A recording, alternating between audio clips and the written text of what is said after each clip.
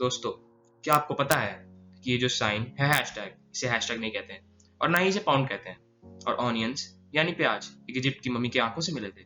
जी हाँ दोस्तों, ऐसे ही सरप्राइजिंग और शॉकिंग करने वाले फैक्ट्स के लिए बने रहिए हमारे चैनल में।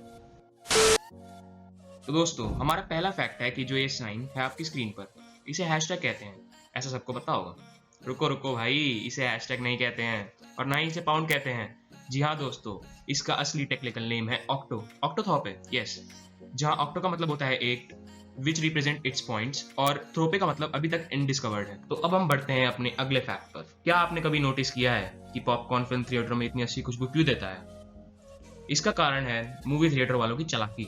जी हाँ, वो पॉपकॉर्न बनाते टाइम उसमें नारियल के तेल के साथ फ्लेविकॉल नाम का एक मसाला डालते हैं जो कि बहुत बारीक होता है और उसका टेस्ट मक्खन और नमक जैसा आता है और उसका स्वाद और खुशबू भी बढ़ जाती है। आपने जॉयस्टिक का इस्तेमाल तो करा ही होगा, पर क्या आपने कभी जॉयस्टिक से कार चलाने के बारे में सोचा है?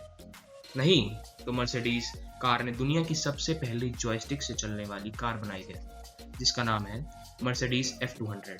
इस कार में आपको गेम खेलने जैसा ही एक्सपीरियंस मिलता है, क्योंकि आप इसे जॉयस्टिक से कंट्रोल करते हैं और इसमें काफ़ी सारे बटन्स हैं जिससे कार के दूसरे फीचर जैसे सनरूफ, ऑटोमेटिक डोर खुलते हैं। इस कार को डेलमर बेंज ने पेरिस मोटर शो में सबसे पहले अनवील करा था और इसके माइंड ब्लोइंग फीचर के बारे में बताया था।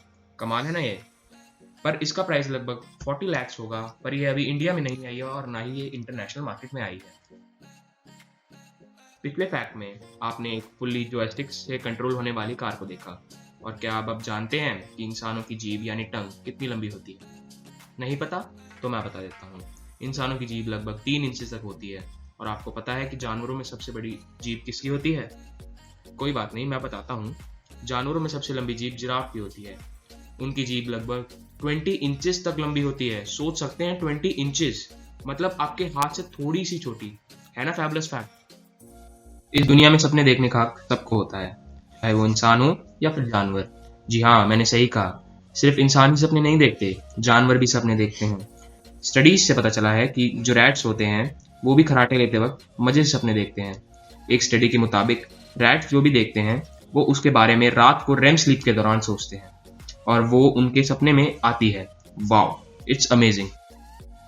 माइक्रोवेव, इसके बारे में तो सब जानते ही होंगे। इसका आविष्कार पर्सी स्पेंसर ने 1946 में किया था। फैक्ट ये नहीं है कि इसका आविष्कार पर्सी स्पेंसर ने किया था। फैक्ट ये है कि जब पर्सी स्पेंसर ने माइक्रोवेव का आविष्कार किया था तब उसको सिर्फ $2 डिस्कवरी के रूप में दिए गए थे। जी हाँ, सिर्फ $2।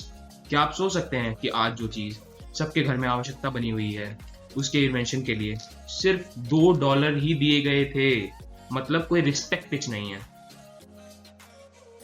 फ्रेंच फ्राइज के बहुत शौकीन होते हैं बच्चे, पर क्या आपको पता है कि दुनिया का सबसे बड़ा फ्रेंच फ्राइज कहाँ बना था और इसके डायमेंशंस क्या थे?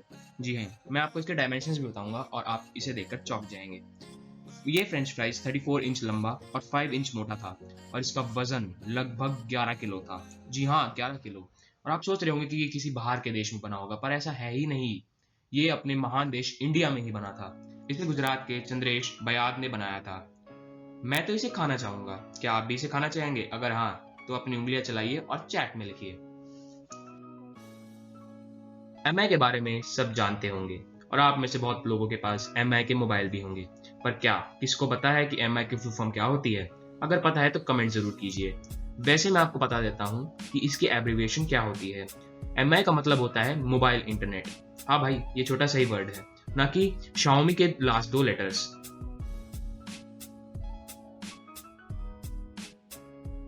इंसान का फिंगरप्रिंट तब बनता है जब वो 6 मंथ्स का होता है और अपनी मम्मी के पेट में ही होता है। हाँ, ये आपके सबसे पहली आइडेंटिटी भी होती है। यही फिंगरप्रिंट्स जो बनते हैं वो आपके साथ पूरी उम्र रहते हैं। बस बड़े होने के साथ साथ इनमें थोड़े से गैप्स बढ़ जाते हैं। देखा ना, साइंस कितनी अमेजिंग है। क्या आपको पता है कि टूथपेस्ट का आविष्कार किसने किया था? इतना मत सोचिए, मैं बता देता हूँ। टूथपेस्ट का आविष्कार एंशिएंट इजिप्शियंस ने किया था, वो भी सिर्फ प्यूमिस स्टोन और वाइन से।